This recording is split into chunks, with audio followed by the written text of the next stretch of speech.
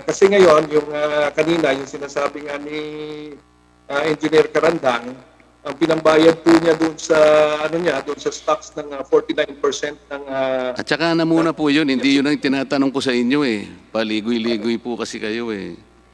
inaano ko lang Ang yung tinatanong ko 49% po- kasi came from unrestricted retained earnings, which will be